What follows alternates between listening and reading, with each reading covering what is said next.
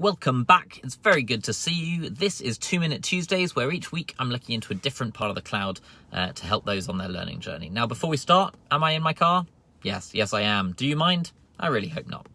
Today we're looking at the AWS VPC, or the Virtual Private Cloud. So let's put 2 minutes on the clock and let's go. Imagine for a moment that you're starting a new department store and you've rented an empty building with just 4 walls and a roof. In digital terms, this is your VPC, a blank canvas. Now you can start putting walls up and separating the building into rooms for different parts of the business. Some of the rooms have doors to other rooms and some don't.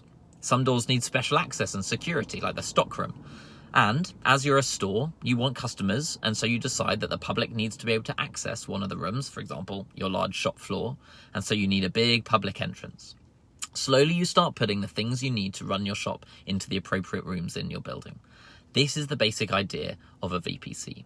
It gives you a virtual space to start deploying your applications, store your data, and connect your resources to allow your business to function. The different rooms in your VPC, they're called subnets, and these subnets can have their own security through what are called NACLs, or Network Access Control Lists, so only who and what you want to be able to go between your subnets can.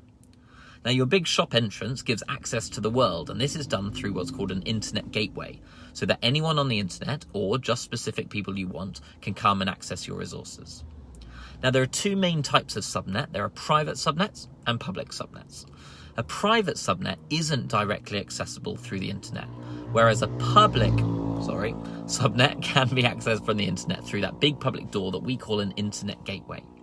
Now, for security, unless the public need access to a resource, like a web server, the resource should be in a private subnet. For example, your app servers and your databases.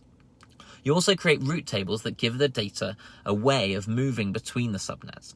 Imagine the shop staff are restricted to only moving in their room, but a route table might give permission to specific staff to travel to a different room for some reason. So, VPCs are a place to launch and store digital resources where you can ensure security using NACLs and security groups and route tables. And that's it, coming in early. So things I haven't mentioned that you might want to look up is hybrid situations using AWS Direct Connect or site-to-site VPN. And next week, I want to expand a little on this by talking about CIDR ranges, which, if we change the VPC analogy to being a town, CIDR ranges and IP addresses are how we might break up our town into streets and houses and tell us how many streets we can have a town and how many houses we can have on each street. It can be a bit complex and a little bit mathsy, but we'll make it through, I promise. So, as always, thank you so much for joining me for 2 Minute Tuesdays. Share it with someone who might find it useful or interesting, and I look forward to seeing you next week, hopefully not in my car.